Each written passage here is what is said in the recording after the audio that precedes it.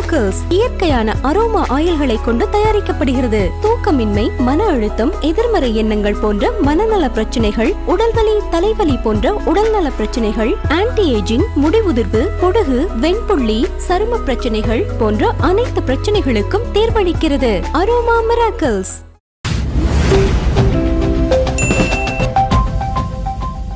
ராகவா லாரன்ஸ் இப்போ விஜய் பக்கமாக ரஜினி பக்கமாக ஒரு பக்கம் போயிட்டுருக்கு. ஆனால் திடீர்னு ஒரு பழைய பேட்டி ஒன்று வைரல் ஆகிட்டுருக்கு. அது ஒரு நடிகை வந்து என்கிட்ட இப்படி நடந்துக்கிட்டாரு அப்படின்னு சொன்ன விஷயம் இப்போ அதுவும் சேர்ந்து ஓடிட்டுருக்கு. அவர் அரசியலுக்கு வர்றது பல பேருக்கு இங்கே பிடிக்கல அப்படின்னு அவர் சொல்கிறார், ஒரு பொறாமப்பட்டுறாங்க வைக்கிறாங்கன்னு சொல்லிட்டு. ஆனால் நீங்கள் ஏன் அரசியலுக்கு வரீங்க, உங்களுக்கு என்ன தேவை இருக்குன்னு ஒரு கேள்வியும் இருக்குது.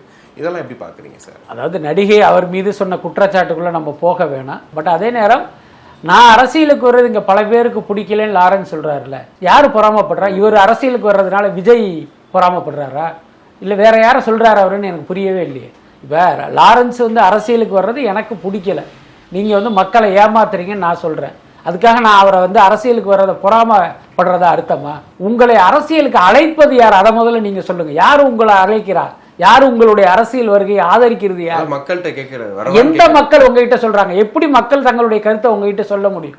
காலையில் கூட ஒரு பேட்டியில் சொன்னேன், இப்போ கன்னியாகுமரியில் இருக்கிற ஒருத்தன்ட்ட இவர் கேட்குறாரு, நான் அரசியலுக்கு வரலாமா அப்படின்னு. இப்போ அவன் வந்து வாங்கன்னு சொல்கிறான் அல்லது வராதிங்கன்னு சொல்கிறான். இதை எப்படி உங்ககிட்ட சொல்கிறது? அங்கேயே அவன் சொந்த காசில் பஸ் பிடிச்சி வந்து உங்ககிட்ட சொல்லணுமா? இல்லை உங்கள் ஃபோன் நம்பர் அவனுக்கு தெரியுமா? இல்லை அப்படி யாராவது ஃபோன் பண்ணால் நீங்கள் எடுத்துருவீங்களா?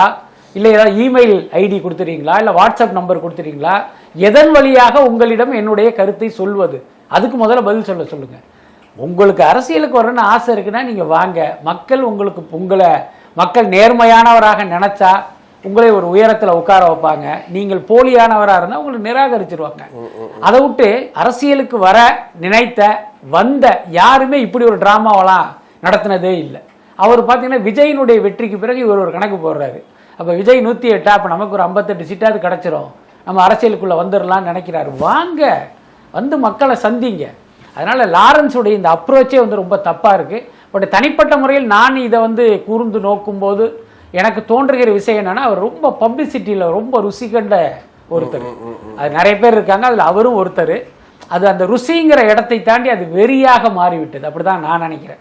அதுக்கு தான் இவ்வளோ பெரிய வேலைகளை அவர் பார்த்துக்கிட்டே இருக்காரு. நிறைய நல்லது பண்ணியிருக்கேன், நான் வந்து இவ்வளோ குழந்தைகளை படிக்க வச்சிருக்கேன், மாற்றுத்திறனாளிகள் நல்லது பண்ணியிருக்கேன், நான் அரசியலுக்கு வந்து என்ன தப்பு அப்படின்ற பாயிண்ட்ல தான் வர்றாரு. இல்லை, நான் என்ன கேட்குறேன், நீங்கள் உதவி பண்ணதை யாரும் மறுக்கவே இல்லை. நானே பல பேட்டியில் சொல்லியிருக்கேன், வலைபேச்சு மூலமாகவே அவர் பல பேருக்கு உதவி பண்ணியிருக்காரு. என்னை தேடி வருகிற பல கல்வி உதவிக்காக நானே லாரன்ஸ் கிட்ட கேட்டிருக்கேன், நிறைய உதவி பண்ணியிருக்காரு. அதெல்லாம் நம்ம மறுக்கவே இல்லை. உங்களுடைய தயாள குணத்தையும் உங்களுடைய இரக்க குணத்தையும் நம்ம மறுக்கவே இல்லை.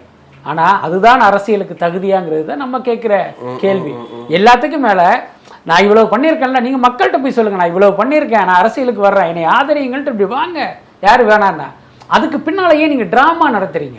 நீங்கள் வந்து ரஜினி ரசிகருங்கிறது உலகத்துக்கே தெரியும். உங்களுக்கு கிடைத்த வாழ்க்கை ரஜினி கொடுத்தது. நீங்கள் ரஜினியை வார்த்தைக்கு வார்த்தை தலைவர் தலைவர் தலைவர் தலைவர் நீங்கள் சொல்லிட்டு இருக்கீங்க. ஆனால் இன்றைக்கு விஜய் பக்கம் நகர்றீங்க.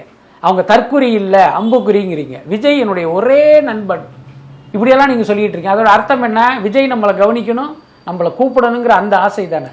நான் என்ன கேட்குறேன், ரஜினி ரசிகரான நீங்கள் விஜய் கட்சியில் சேரணும்னு நினைக்கிறதே ரஜினிக்கு செய்கிற துரோகம் இல்லையா? நீங்கள் போய் சேர்றீங்க, விஜயும் கூட உங்களை சேர்க்கிறாரே வச்சுக்குவோம். ரஜினி மனசு என்ன பாடுபடும்? ஏண்டா நேற்று வரைக்கும் தலைவர் தலைவர்னு நம்ம கிட்ட வந்த ஆள் இன்னைக்கு அங்கே போய் சேர்ந்துட்டாரே நினைப்பாரா மாட்டார்? அவர் சொல்ல மாட்டார். ஆனால் ஒரு கணம் அப்படி நினச்சிட்டாருன்னா அவர் மனசு எப்படி வலிக்கும் அது கூட அவங்களுக்கு தெரியல. எல்லாத்துக்கும் மேலே நீங்கள் தாவேக்காவுக்கு போயிட்டாலும் தாவேக்காவில் இருக்கிற ஒருத்தன் கூட உங்களுக்கு ஓட்டு போட மாட்டான். நீங்கள் ரஜினி ஆளுங்கிறது அவங்களுக்கு தெரியும். புரியுதா இல்லையா? ஸோ இந்த நடைமுறையெல்லாம் உங்களுக்கு புரியலை அல்லது யாரும் உங்களுக்கு சொல்லித்தரல. நீங்கள் வந்து ஒரு மலிவான அரசியல் ட்ராமா பண்ணுறீங்க, மக்கள் அதை தெளிவாக பார்த்துக்கிட்டு இருக்காங்க. அதுக்கு அடுத்து இன்னைக்கு சோசியல் மீடியாவில் லாரன்ஸ் வந்து எந்த அளவுக்கு வருபட்டுக்கிட்டு இருக்காரு நம்ம எல்லாருக்குமே தெரியும். அதே நேரம் லாரன்ஸு இன்னைக்கு இருக்கிற சினிமாக்காரர்களே அதிக அளவில் மக்களுக்காக பணத்தை அள்ளி கொடுத்தவர் லாரன்ஸ் தான். ஏங்க மக்கள் வந்து அதை ஒரு பாசிட்டிவாக பார்க்கவே இல்லை? அப்போ என்ன அர்த்தம்? உங்களுடைய இறக்க குணங்கிறது வேற, அரசியலுங்கிறது வேற. அதை ஒரு தகுதியாக வச்சுட்டு வந்தீங்கன்னா நாங்கள் இப்படி தான் போட்டு அடிப்போங்கிறது மக்களுடைய மனநிலையா இருக்கு. அப்போ அதை நீங்கள் புரிஞ்சுக்க மாட்டேங்க. அதுதான் புரியல சார். நல்லது பண்ணால் அரசியலுக்கு வரலான்னு சொல்லுவாங்க, இவர் பண்ணியிருக்காரு. ஆனால் மக்கள் மத்தியில் ஏன் இது ஒரு பேராய் வரமாட்டேங்குது? ஜல்லிக்கட்டுலையும் சரி, எல்லா இடத்துலையும் அவர் தன்னை பேட்டிலாம் கொடுத்துலாம் பண்ணியிருக்கிறாரு. ஆனால் மக்கள் மத்தியில ஒரு அரசியலுக்கு வந்தால் அதெல்லாம் வேணாம், நீங்கள் வேலையை பாருன்னு ஏன் சொல்கிறாங்க? என்ன காரணம் அப்படின்னா, நீங்கள் சொல்கிற மாதிரி ஜல்லிக்கட்டு உட்பட பல்வேறு விஷயங்களில் பார்த்தீங்கன்னா மக்கள் பெருந்திரளாக கூடுகிற அல்லது பெருந்திரளாக கவனிக்கிற ஒரு விஷயத்தில் இவர் அங்கே உள்ளே போயிடுவார். அதன் மூலமாக பார்த்தீங்கன்னா தனக்கு வந்து ஒரு அட்டென்ஷனை அவர் கிரியேட் பண்ணுறாரு. இதையும் மக்கள் பார்த்துக்கிட்டு இருக்காங்க.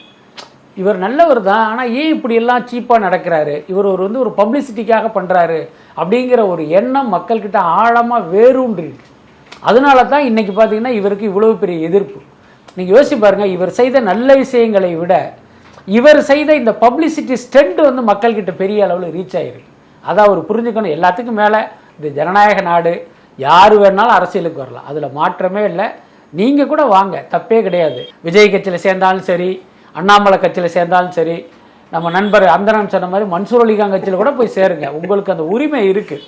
அல்லது நீங்களே கட்சி ஆரம்பிங்க, வேணாம்லாம் சொல்லலை. ஆனால் தமிழ்நாடே உங்களுக்காக தவம் கடப்பது போல் ஒரு கற்பனையில் வாழாதீங்க. என்ன, நீங்கள் வேணால் கற்பனையில் வாழுங்க, அது உங்கள் பிரச்சனை. மக்கள் அப்படி நம்ப வைக்காதீங்க. யாரும் உங்களுடைய அரசியலை இங்கே எதிர்நோக்கவும் இல்லை, வரவேற்கவும் இல்லை. அதை வந்து அவர் புரிஞ்சுக்கணும். முதலமைச்சர் விஜய் அவர்களுடைய விவாகரத்து வழக்கு அது தேர்தலுக்கு முன்னாடி பெரிய இம்பாக்டை கிரியேட் பண்ண ஒரு விஷயம். இப்போ அதோட விசாரணை வரப்போகுதுன்னு சொல்கிறாங்க. ஆனால் இன்னொரு பக்கம் செய்தி என்னன்னா, இல்லை இப்போ அவங்களும் ஒரு பரஸ்பர ஒப்பந்தம் வந்துருச்சு, சேர போகிறாங்க, பிரச்சனை எல்லாம் முடிய போகுது அப்படின்ற ஒரு இதுவும் வருது. உண்மை என்ன சார்? எனக்கு தெரிந்து அது நடப்பதற்கு வாய்ப்பு இல்லை. அதுதான் உண்மையான விஷயம். விஜயை பொறுத்த வரைக்கும் அவருடைய மனநிலை என்னவாக இருந்தது அப்படின்னு நான் கேள்விப்பட்டேன்னா, இவங்க 2 பேருக்குள்ளேயுமே 2017 அந்த ஒரு பிரச்சனை ஓடிக்கிட்டு இருக்கு.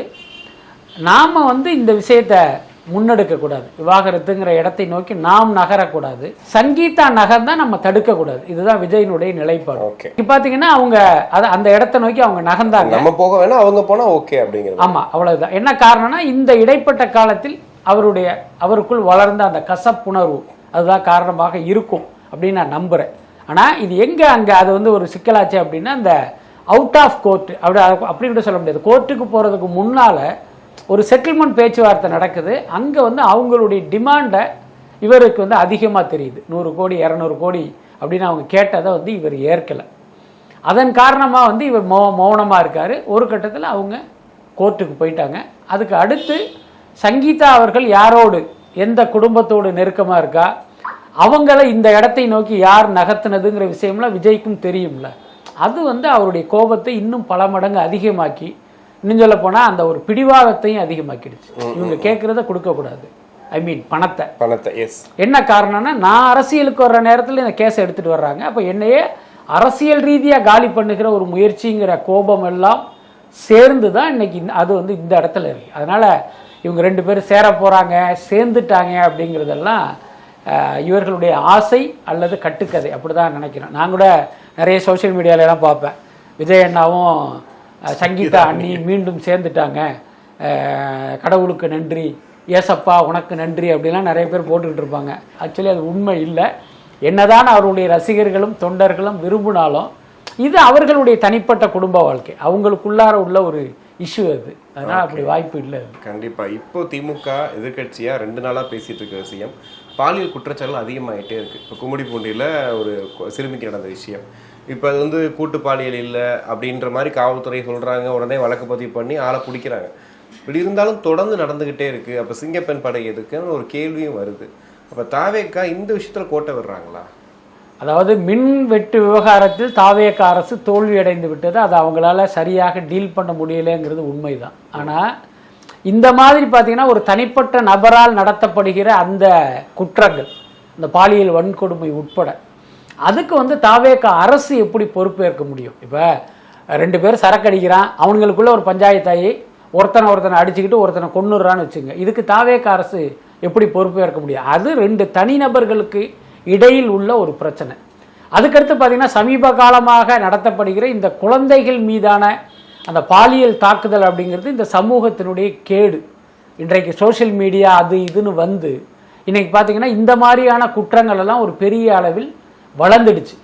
அதுக்கு உண்மையான குற்றவாளி ஊடகங்கள் தான். என்ன காரணம் அப்படின்னா, இங்கே இருக்கிற எல்லாருமே குழந்தைகளை நம்ம குழந்தைகளாக தான் பார்க்குறோம். அதை தாண்டி நமக்கு எந்த தாட்ஸுமே வராது. ஆனால் இங்கே என்ன நடக்குதுன்னா, ஒரு குழந்தைக்கு பாலியல் பிரச்சனை ஏற்பட்டு அது வந்து ஒரு பெரிய இஷ்யூவாக மாறும்போது பல தொலைக்காட்சிகள் பார்த்தீங்கன்னா அதை வந்து ஒரு பெரிய விவரிப்போடு அந்த விஷயத்தை வந்து சொல்கிறாங்க. குழந்தையுடைய ஃபோட்டோவை மறைக்கணும் அது இதுங்கிறதெல்லாம் வேற.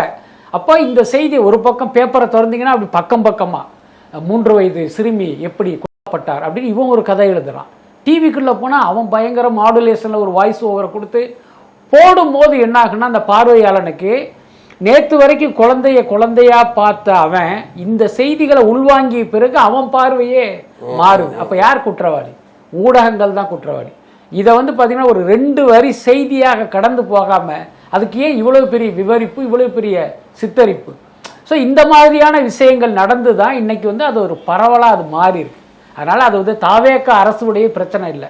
ஆனால் இப்படி குற்றங்கள் நடக்கும்போது இந்த அரசு அவர்கள் மீது எப்படிப்பட்ட நடவடிக்கை எடுக்குது அப்படிங்கிறது முக்கியமான விஷயம். அவரை தப்ப விட்டுட்டோம், அவர் யாருன்னே தெரியல அப்படின்லாம் சொல்லாமல் அடுத்த நிமிஷம் 1 மணி நேரத்தில் குற்றவாளி கைது செய்யப்படுறதுங்கிறது ஒரு சரியான நடவடிக்கை தானே. அதுக்கடுத்து பார்த்தீங்கன்னா இந்த நடவடிக்கைகள்லாம் வச்சு நீங்கள் சிங்க பெண்களை குறை சொல்றது அது வந்து ஒரு சரியான விஷயம் இல்லை. இப்போ தான் ஒரு படை உருவாக்கியிருக்காங்க, அவங்களுடைய வேலைகளை பார்த்துக்கிட்டு இருக்காங்க.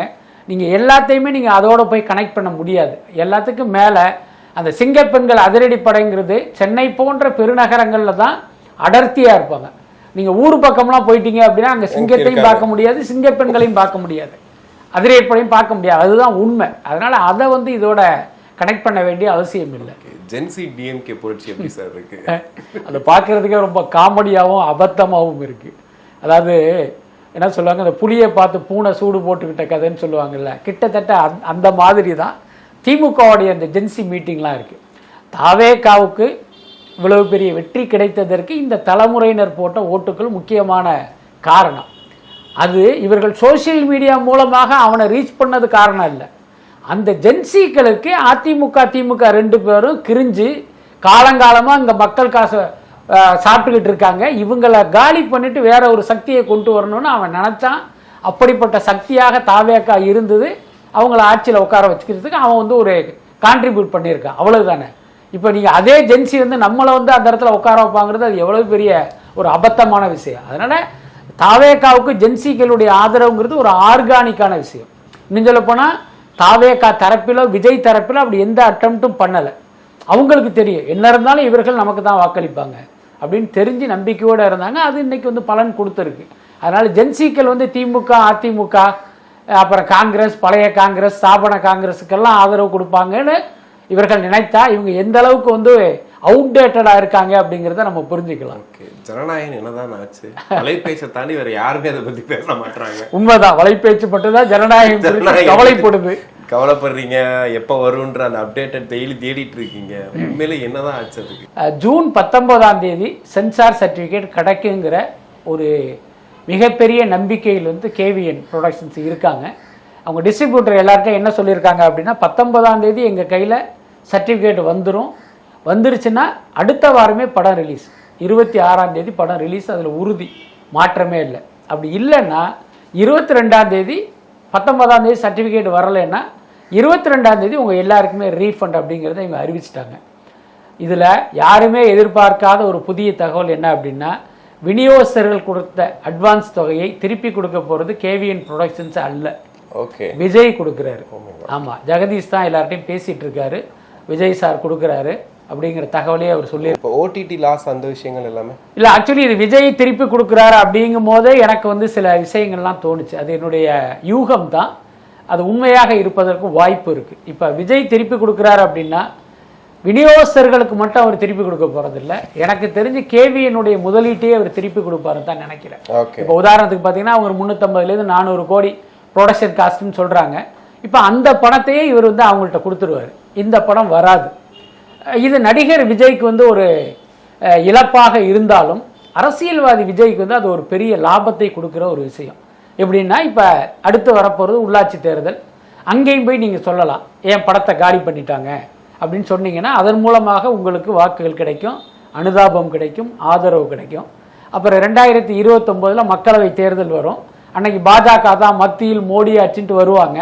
இந்த மோடி தான் ஜனநாயகனை காலி பண்ணாருன்னு ஈஸியாக சொல்லி இங்கே இருக்கிற 39 தொகுதிகளையும் கப்படிக்கலாம். அதுக்கு வாய்ப்பு இருக்கு. அதுக்கு இந்த ஜனநாயகன் பயன்படும். ஒரு ஆலோசனையே சொல்றீங்க போல. எடுத்துக்கலாம். 31 தேர்தலில் இதே மாதிரி வந்து திமுக அதிமுக பாரதிய ஜனதாவுடைய சதியில் ஜனநாயகன் முடக்கப்பட்டது அப்படின்னா அந்த 3 பேரையும் காலி பண்ணிட்டு இவரை ஜெயிக்க வைக்கிறதுக்கு மக்கள் தயாரா இருப்பாங்க. ஸோ அந்த வகையில் பொலிட்டீஷியனா விஜய்க்கு பார்த்தீங்கன்னா அது வந்து ஒரு பெரிய லாபத்தை கொடுக்கும். இப்போ ஒரு பெரிய லாபம் போக குட்டி குட்டியா. ஆமா, அது பிரச்சனை இல்லை. இதுக்கு இடையில என்னன்னா இப்போ இந்த படத்தை நீங்க வந்து ஓடிடிக்கு கொடுத்துடலாம். நீங்க என்ன செலவு பண்ணீங்களோ அது வராது. ஆனால் டைரக்ட் ஓடிடிங்கும் போது இப்போ அதுக்கு வந்து ஒரு பெரிய நம்பர் கிடைக்கும். இப்போ உதாரணத்துக்கு 350 கோடியில் எடுக்கிறாங்க, தியேட்டருக்கு வரல அப்படின்னா நிச்சயமாக ஒரு 200-250 கோடி அங்கேருந்து கிடைக்கும். அப்போ இழப்புங்கிறது கம்மி தான். ஆனால் உங்களுக்கு கெயின் பார்த்தீங்கன்னா ஒரு மிகப்பெரிய கெயின். ஒரு 3 தேர்தலில் உங்களுக்கு வந்து வாக்குகள் கிடைப்பதற்கு இது ஒரு காரணமாக இருக்கும். ஸோ இதன் காரணமாக விஜய் இதை அண்டர்டேக் பண்ணியிருப்பாரோ அப்படின்னு எனக்கு தோணுது. பட் இருந்தாலும் பொறுத்திருந்து நம்ம பார்க்கலாம். பட் ஆனால் இந்த டைம்ல விஜய் அவர்கள் திரும்ப நடிக்கிறதுக்கு வாய்ப்பு இருக்குமா அப்படிங்கிற ஒரு இது ஓடிட்டு இருக்கு இப்போ ரீசெண்டாக. ஏன்னா இப்போ அவருக்கு செல்வாக்கு ஓகே, பட் இருந்தாலும் நடிப்போட கொஞ்சம் கனெக்டில் இருந்தாருன்னா இன்னும் அவருக்கு ஒரு செல்வாக்காக இருக்குன்ற மாதிரி ஒன்று பேசுகிறாங்க. இதுக்கு முன்னாடி முதலமைச்சர் இருந்து நடிச்சிருக்காங்க, அந்த மாதிரிலாம் இருந்திருக்கு அப்படின்னு. அதுக்கான வாய்ப்புகள் இருக்கா சார்? கண்டிப்பாக கிடையாது. அதாவது இந்த தேர்தலில் விஜய் ஜெயிக்காமல் வெறும் எம்எல்ஏவாக மட்டும் இருந்திருந்தால் அந்த முடிவை எடுத்திருப்பதற்கு வாய்ப்பு இருக்குது. அந்த முடிவை எடுப்பது தான் சரியானதாகவும் இருக்கும். ஏன்னா நீங்கள் 5 வருஷம் சும்மாவே உட்காந்துருக்க முடியாது. ஒரு பக்கம் கட்சியை வளர்க்கணும், இன்னொரு பக்கம் மக்களோட கனெக்ட் ஆகணும்னா அதுதான் சிறந்த முடிவு. ஆனால் இன்னைக்கு மக்கள் அவரை முதலமைச்சர் நாற்காலியிலே உட்கார வச்சுட்டாங்க. அப்போ நீங்கள் ஒரு முதல்வராக தமிழ்நாட்டை வளர்ப்பதற்கு நிறைய நேரம் தேவைப்படும். அப்படி இருக்கும்போது நீங்கள் பாட்டுக்கு நடிக்க போயிட்டீங்க அப்படின்னா எதிர்கட்சிகளுக்கு வந்து நீங்களே வந்து கண்டென்ட் கொடுத்த மாதிரி ஆகிடும். எல்லாத்துக்கும் மேலே அது ஒரு சரியான விஷயம் இல்லை. இப்போ எம்ஜிஆரே பார்த்தீங்கன்னா ஒரு படத்தில் நடிச்சுக்கிட்டு இருக்காரு, அந்த படம் முடிவடையலை, முதல்வர் பதவி வந்துருச்சு, அந்த படத்தை முடிச்சு கொடுத்துட்டு அதோட அவர் வந்து நடிப்புக்கு முழுக்கு போட்டார். இப்போ பவன் கல்யாண் நடிக்கிறதுங்கிறது வேற. அவர் வந்து முதல்வர் இல்லை, அவர் வந்து துணை முதல்வர், அதனால அவர் நடிக்கிறாரு. ஆனால் இங்கே அந்த மாதிரியான விஷயங்கள்ங்கிறது சாத்தியம் இல்லை. ஓகே, ஆனால் படம் ரிலீஸ் மாதிரி சட்டமன்றம் எப்போ கூடுன்னு காத்துக்கிட்டு இருக்காங்களே சார். இப்போ போன முறை ரொம்ப அமைதியாக இருந்தார், யாரையும் பேச விடலை அப்படின்ற மாதிரி தான் சொன்னாங்க. இந்த வாட்டி பதிலடி கொடுப்பாரா இல்லை இந்த வாட்டி ஒரு அமைதியான? இல்லை, விஜயை பொறுத்த வரைக்கும் ரொம்ப ஒரு சாஃப்ட் நேச்சரு. ஸோ அவருடைய இயல்பை தாண்டி வந்து எந்த ரியாக்ஷனும் இருக்காது, எல்லாருக்கும் தெரிஞ்ச விஷயம் தான். அதுக்கப்புறம் நீங்கள் எதிர்கட்சிகள் குற்றச்சாட்டுகளை முன்வைக்கும் போது அதுக்கு முதல்வரே பதிலளிக்கணும்னு எந்த அவசியமும் இல்லை. ஒரு டிபார்ட்மெண்டா ஒரு மின்வெட்டு அப்படின்னீங்கன்னா மின்துறை அமைச்சர் பேச போறாரு. அதே மாதிரி அந்த டிபார்ட்மெண்ட் சார்ந்து வந்து குறைகள் வரும்போது அவங்களே பதிலடி கொடுத்துருவாங்க. சில நேரங்களில் இவரும் பேசுவார். எல்லாத்துக்கும் மேல எழுதி கொடுப்பதே ஒரு சட்டசபையில வாசிக்க போறார், அவ்வளவுதான். அதுக்கு மேல பெருசா இருக்காது. எல்லாத்துக்கும் மேல இதுக்கு முன்பா முடிந்த அந்த சட்டமன்ற கூட்டத்தில் உள்ள பாத்தீங்கன்னா தாவேகா எம்எல்ஏக்கள் எல்லாருமே வேடிக்கை பார்க்க வந்த மனநிலையில தான் இருந்திருப்பாங்க. அவங்களுக்கு எந்த அனுபவமும் கிடையாது, என்ன பண்ணணும்னே தெரியாது. எல்லாத்துக்கும் மேல நீங்க கூட கேள்விப்பட்டிருப்பீங்க, சட்டமன்ற நடைமுறை பார்த்தீங்கன்னா அந்த மேஜையை தட்டுறது தான் பழக்கம். ஆனா தாவேகா எம்எல்ஏக்கள் கை தட்டிட்டாங்க. என்ன ஏதோ ஜனநாயகன் படம் பார்க்குற ஃபீலிங்ல கை தட்டிட்டாங்க. அதுக்கப்புறம் சுட்டி காட்டி அப்புறம் அந்த பழக்கத்தை எல்லாம் மாத்திக்கிட்டாங்க. ஸோ அந்த ஸ்டேஜில் இருந்தவர்களுக்கு கத்துக்கிட்டு வந்த பிறகு அவர்கள் வந்து அதை எப்படி ரியாக்ட் பண்ணணுமோ அது பண்ணுவாங்க.